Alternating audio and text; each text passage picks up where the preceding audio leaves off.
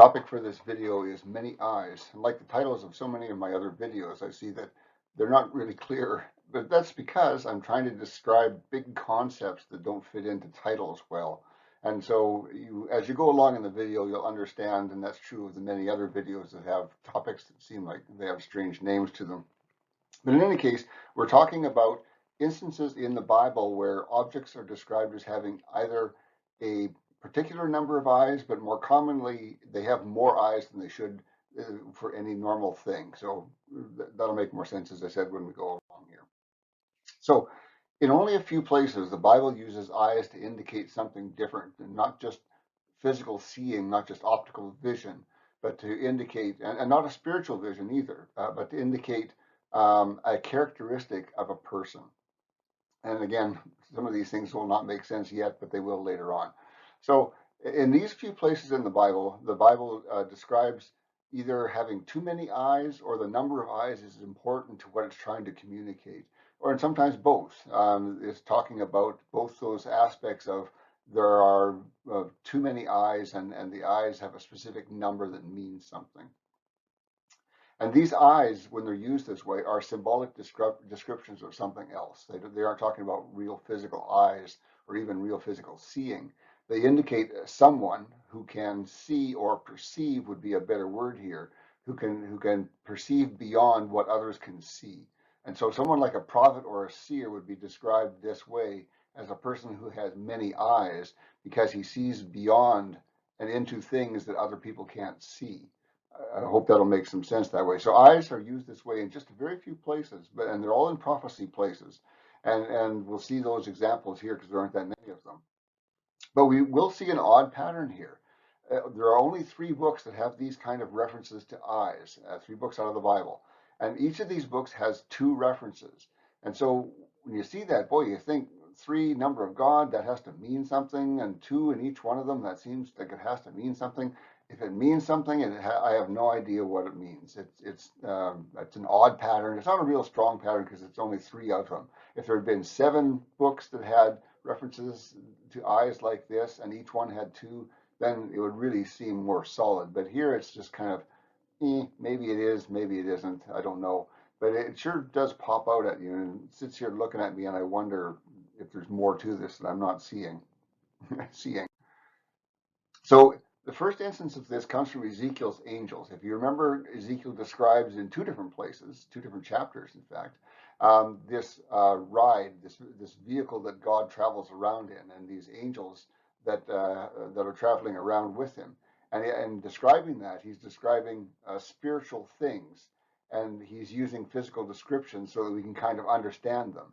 And so he describes these eyes on the rims of these vehicles. Let me read the verse for you here. It says, "As for their rims, they were lofty and awesome, and the rims of all 4 of them were full of eyes round about." Okay, so that's Ezekiel 1:18. Let me get you a picture here. Okay, there's a picture of what he's describing. Let me get my pointer out. Okay, and along the rim of this wheel here, remember these were wheels within a wheel, and this picture here is as good a representation as I've ever seen of what Ezekiel is describing. And so he's describing these eyes along the wheel's edge, the rim of the wheel, it says.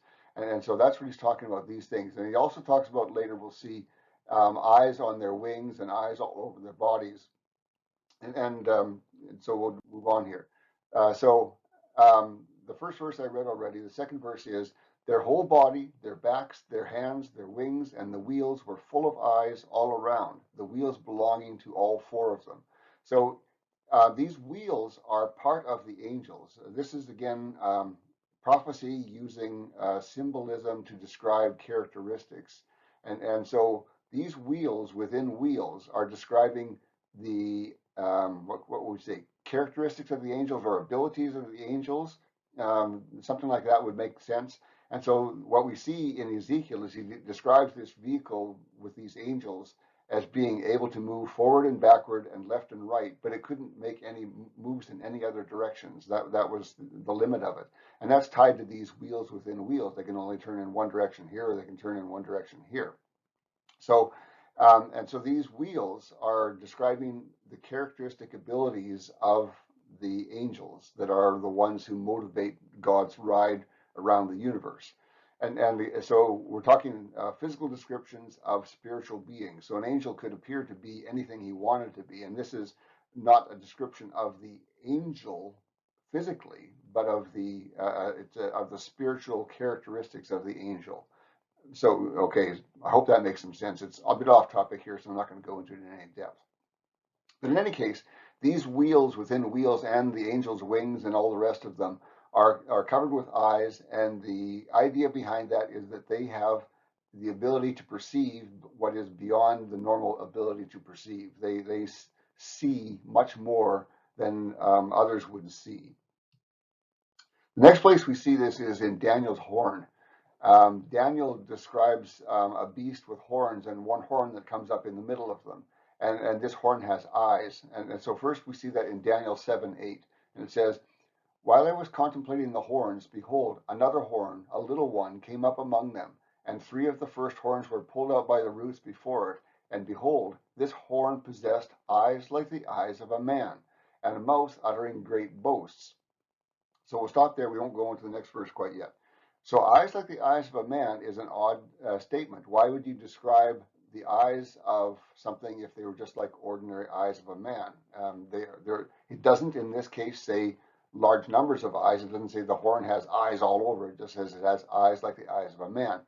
And that tells us something about this this beast who's coming up here, this little horn.